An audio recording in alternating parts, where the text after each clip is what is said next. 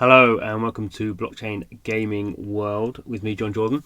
This is going to be a little bit of a kind of thought process stroke rambling video, but it is part of a series that I'm kind of considering and doing, which is about why blockchain matters for games. I think there's lots of reasons why blockchain matters for games.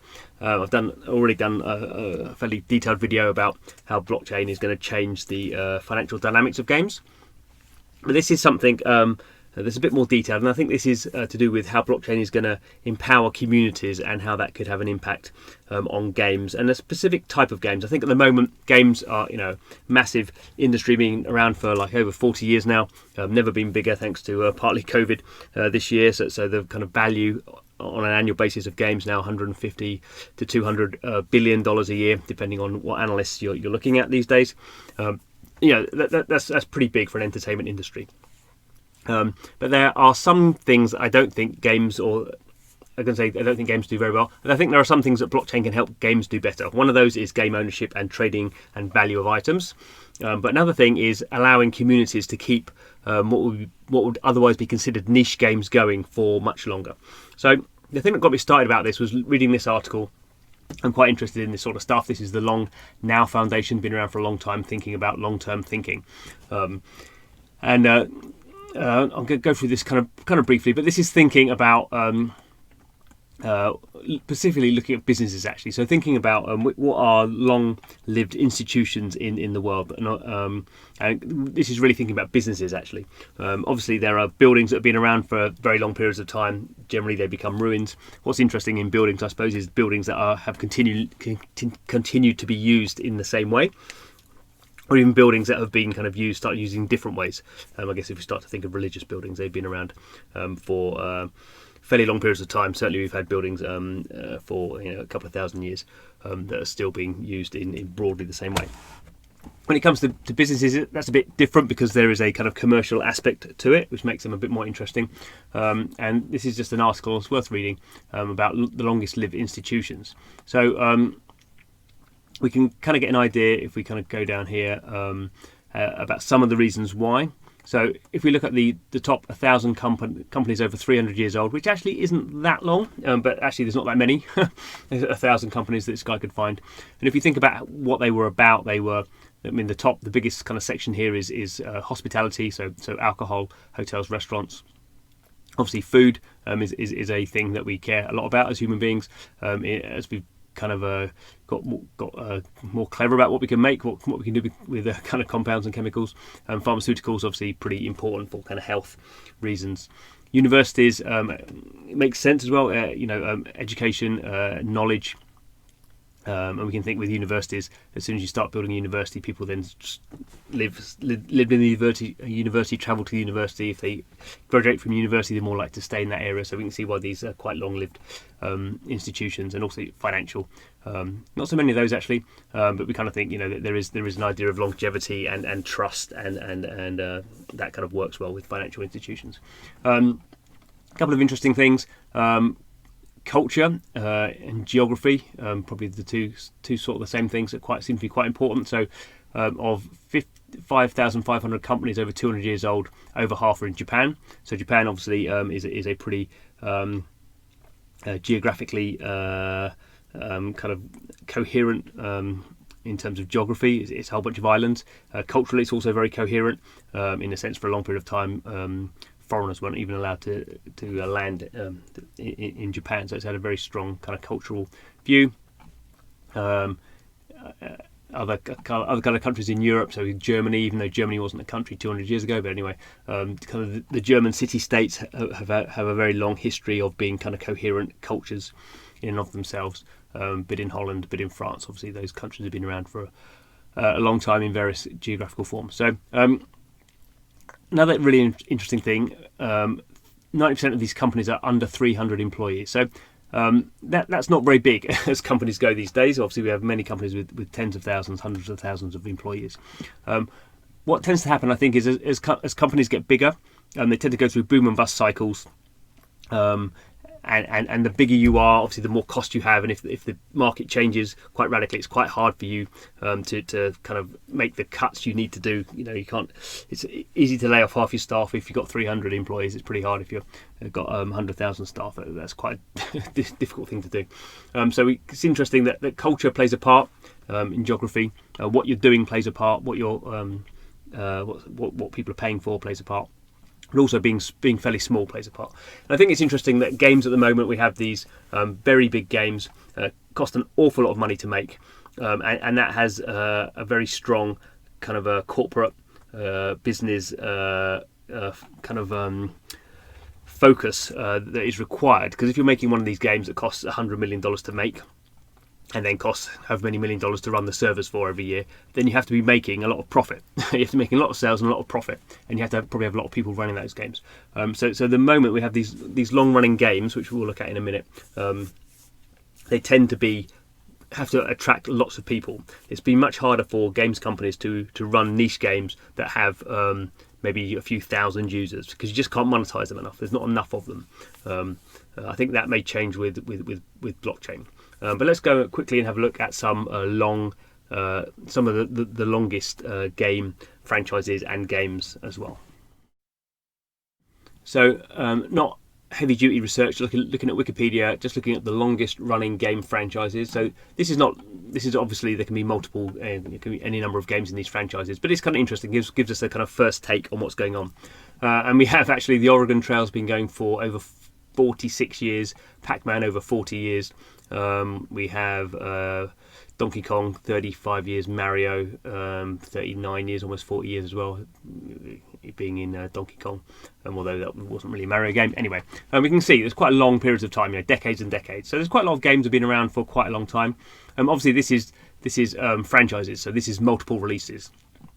One of the things that's interesting to note here is that some of these franchises are not particularly high quality. I don't think. I think obviously kind of the Nintendo stuff tends to be high quality, but I've Oregon Trail. Some of those games are highly regarded, but some of them not so. Pac-Man's obviously been loads of terrible Pac-Man games, but they just keep making them. Galactic and Space Invader. There's only so much you can do with those games. They kind of gain concepts almost, but they can always be kind of remade. Wolfenstein.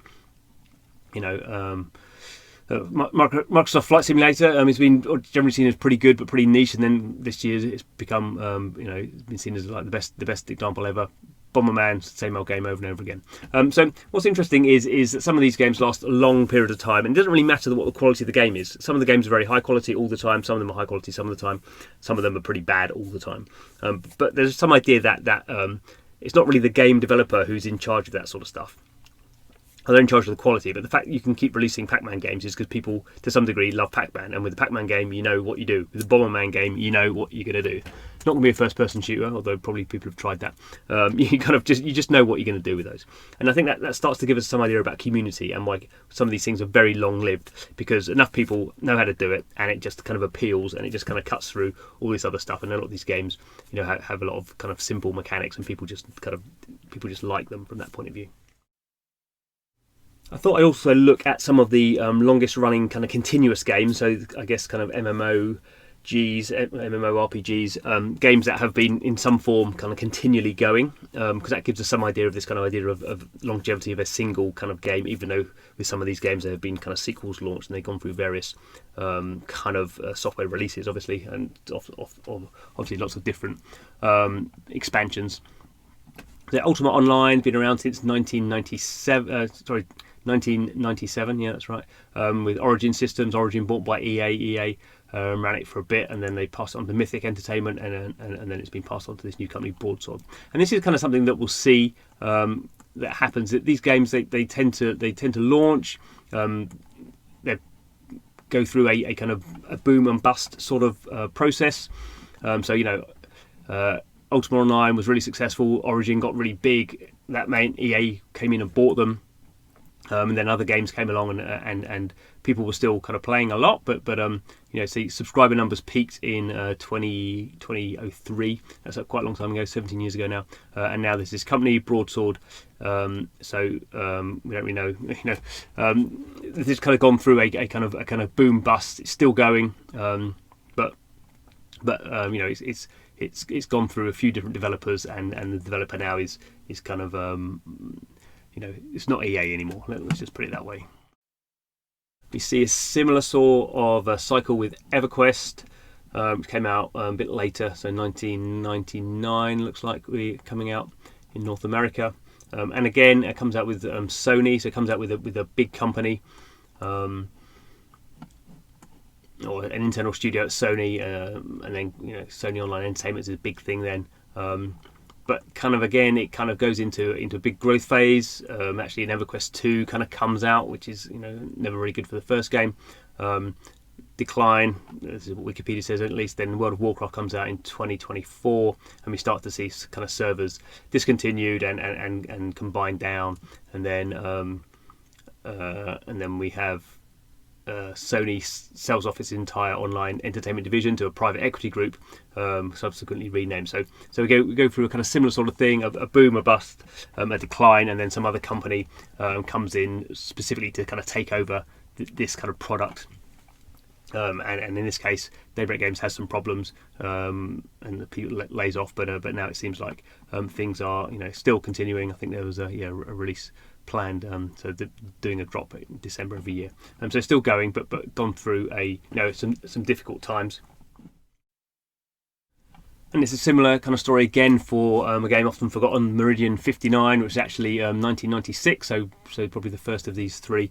And again, it goes through various kind of forms. 3DO company, very big American games company at the time, but then it goes through various different settings. So it goes through 3DO, Near Death Studios. So it goes through 3DO, kind of shuts down. It gets taken over by in 2020, so quite early on. Re-released by Near Death Studios in 2020. 2002, and that's actually co-founded by some original developers. Again, the Near Death Studios gonna shut down in 2010, and then eventually the game gets released here as freeware, and most of the source codes is available. So you kind of go through these kind of cycles as a commercial product, a smaller commercial product, and then the end state, if these things can be kept going, is that everything's released for free, and the community is just told kind of get on with it. And that's fine. There's nothing wrong with that. But I kind of think when you start to see these games that have been around for a long period of time, you see a very similar sort of process that they can only survive commercially if they are to some degree a big hit, and as soon as they go into some sort of decline phase, then the big companies, it becomes a case of how much cost cutting can we do. It's not about how can we kind of fulfill the vision, and I think blockchain can help in this regard, because one, depending on how you structure the game, a lot of the server side of stuff can be offset because you're running on a blockchain. So probably for these kind of games, you're not running everything on a blockchain, at least not with things like Ethereum. You're not, but potentially you might be running the whole thing on chain. So you don't have those kind of server costs, which makes things considerably easier in terms of upfront costs. But the most important thing is your player base, as soon as they start playing, are engaged in the game. So they are, as with any game, a player base is engaged with the game. Obviously, there's lots of things about community that don't involve value. But certainly when you start buying things in the game, when they start buying game items, when they start owning game currency, then that kind of locks people in. And not only that, because the value of their kind of game assets are tied to the game itself, and because certainly on the blockchain at the moment, people who tend to be involved in that are very tech savvy. You're actually committed to a group of people who have it within their kind of power and their incentivization to make sure the game is goes forward, and it continues to go forward. And if the original developers shut up shop, then that you have a kind of a much greater chance of people taking over. But it's actually even different to that. I think what we're going to see with blockchain games is we'll have games that are launching originally from a kind of founding team, but then they're going to be set up with what we call DAOs, decentralized autonomous organizations, and the game very early on is going to start to be run by the community. So the developers will be part of that potentially, but it could be the community is going to be in charge of funds. So if the money that is raised by people trading these in-game items, that will go into a developer fund. The DAO of the community, which will involve developers as well as players, will work out how they're going to spend that money as much as they've got of it. and make those priorities, and you just have a much more holistic way of dealing with these things. You don't go through these massive boom busts. I mean, hopefully some blockchain games will be very big, but so there may be a boom bust cycle, but the underlying foundations will be much more, I think, constrained and much more focused on the game and the community, rather than being these much more kind of commercially driven scenarios where you have, you know, typically vast amounts of money going into marketing, which drives a lot of new players in, which annoy the old players and kind of messes up the economy, and the new players who just been marketed to kind of then leave quite quickly, and the whole thing gets disrupted. I think blockchain, particularly for some of these smaller games which may only have a few thousand players, even tens of thousands of players, if the community is committed enough and has these long-term assets in there, I just kind of think it makes those games a lot more sticky, and it does actually solve a lot of the some at least of the technical issues that you have with these big server-based games. So there's just kind of something to think about. You know, at the moment, you know, we had some of the longest franchises have been kind of, you know, 40 years or so. The longest online games, what are we now? We're getting on for 25 years. You know, do I think that games could be around like games that could run for 100 years? Certainly, technically, that's possible.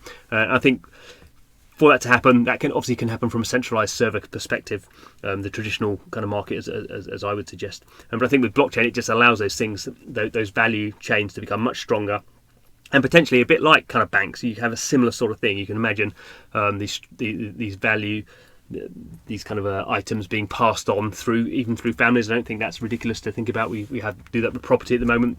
If you have very valuable artwork, I don't, but if you imagine if you own a Picasso, that passes through the family. So we kind of see this already in traditional kind of scenarios, and I think blockchain kind of brings these things together. And I think that will provide a new opportunity for game developers to create games that will last for a really long time and make them think more seriously about what they're doing with those games. And I think that's probably the most important thing. Anyway, thanks for watching, listening to this video. To say, this is a kind of a weird series that I'm kind of thinking about beyond just kind of what blockchain games are at the moment. This is thinking a bit more deeply, or trying to at least, about how blockchain affects the game kind of sector and how we make games. Anyway, hope you find it interesting. Any comments, please, in the comments box. But thanks for watching the video, and hope to see you again soon.